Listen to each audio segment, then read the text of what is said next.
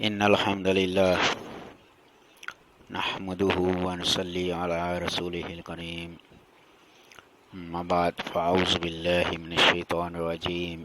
بسم الله الرحمن الرحیم. استعاذہ واجب ہے یا مستحب، اس حوالے سے آج ذکر ہے. جمہور علماء کا مذہب یہ ہے کہ استعاذہ مستحب ہے، واجب نہیں ہے کہ اس کا تارک گناہ گار ہو. امام رازی نے عطا بن ابو رباح کا قول بیان کیا ہے کہ جو شخص بھی نماز کے اندر یا باہر قرآن مجید کی تلاوت کرنا چاہے اس کے لیے استعاذہ واجب ہے. اور امام رازی نے عطا بن ابی رباح کے اس قول کی دلیل یہ بیان کی ہے کہ آیت کے الفاظ فاستعذ تو آپ پناہ مانگیں سے بظاہر یہی معلوم ہوتا ہے، کیونکہ یہ صیغہ امر کا ہے، حکم کا ہے، اور امر وجوب کے لیے ہوتا ہے.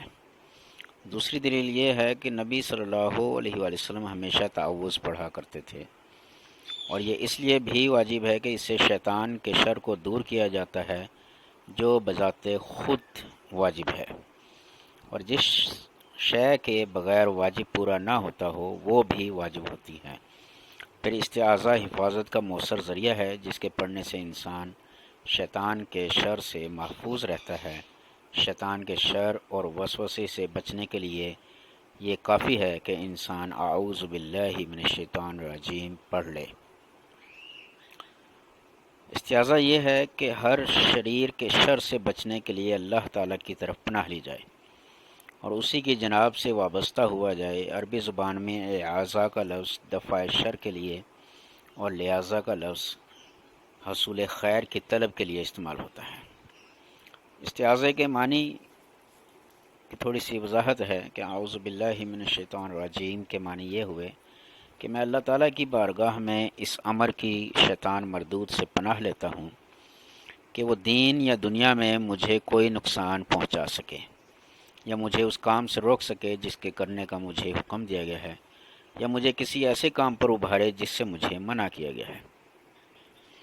کیونکہ شیطان سے انسان کو صرف اللہ تعالیٰ ہی بچا سکتا ہے، اس لیے اللہ تعالیٰ نے حکم دیا ہے کہ شیطان انس کا مقابلہ یعنی انسانوں کا مقابلہ حسن سلوک اور احسان کے ساتھ کیا جائے. اس سے اس کی طبیعت کا شر دور ہو جائے گا، مگر شیاطین جن کے شر سے بچنے کے لیے اس نے استعاذے کا حکم دیا ہے، کیونکہ یہ ایک ایسا دشمن ہے جو نہ رشوت قبول کرتا ہے اور نہ کسی نیکی اور احسان سے متاثر ہوتا ہے، کیونکہ یہ طبعاً شریر ہے.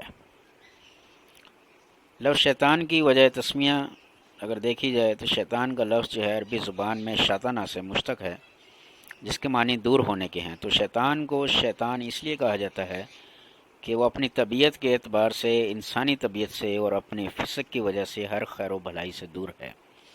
یہ بھی کہا گیا ہے کہ یہ شاطا بھڑکنا سے مشتق ہے کیونکہ یہ آگ سے پیدا کیا گیا ہے. بعض لوگ کہتے ہیں کہ معنی کے اعتبار سے یہ دونوں اشتقاق صحیح ہیں، مگر ان میں سے پہلا زیادہ صحیح ہے. سبوبیہ نے کہا ہے کہ عرب کہتے ہیں تشیطنا فلان، اور یہ اس وقت کہتے ہیں جب کوئی شیطانوں کا سا کام کرے، اور اگر یہ شاطا سے مستق ہوتا تو تشیطنا کے بجائے تشیطا کہتے. لہذا صحیح بات یہ ہے کہ شیطان شاطنہ بامانی بعودہ سے مشتق ہے. یہی وجہ ہے کہ ہر سرکش جن، انسان اور حیوان کو عرب شیطان کہتے ہیں. چنانچہ ارشاد باری تعالیٰ ہے سورۃ الانعام آیت نمبر 112.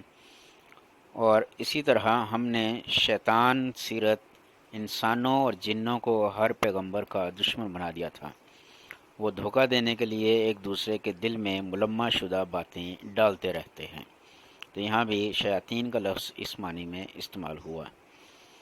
رجیم کے معنی فعیل کے وزن پر ہے، مفعول مرجوم کے معنی میں ہے، اور مرجوم اس کو کہتے ہیں جو ہر قسم کی خیر سے دور ہو. جیسے کہ ارشاد باری تعالیٰ ہے سورہ الملک آیت نمبر 5. اور یقیناً ہم نے آسمان دنیا کو تاروں کے چراغوں سے زینت دی اور اس کو شیطانوں کے مارنے کا آلہ بنایا. اسی طرح فرمایا سورہ صافات آیت نمبر 6 سے 10 میں، بے شک ہم نے آسمان دنیا کو ستاروں کی زینت سے مزین کیا اور ہر شیطان شرکس سے اس کی حفاظت کی کہ اوپر کی مجلس کی طرف کان نہ لگا سکیں، اور ہر طرف سے دھتکارنے کے لیے ان پر انگارے پھینکے جاتے ہیں، اور ان کے لیے دائمی عذاب ہے۔ ہاں، جو کوئی فرشتوں کی کسی بات کو چوری سے جھپٹ لینا چاہے تو چمکتا ہوا انگارہ اس کے پیچھے لگتا ہے۔ اس طرح سورہ الحجر آیت نمبر 16 سے 18 میں فرمایا، اور یقیناً ہم ہی نے آسمان میں ستارے بنائے اور دیکھنے والوں کے لیے اس کو سجایا، اور ہر راندہ درگاہ شیطان سے اسے محفوظ کر دیا۔ ہاں، اگر کوئی چوری سے سننا چاہے تو چمکتا ہوا انگارہ اس کے پیچھے لپکتا ہے۔ یہاں بکل شیطان رجیم جو ہے وہ لفظ استعمال ہوا ہے۔ وآخر دعوانا الحمدللہ رب العالمین۔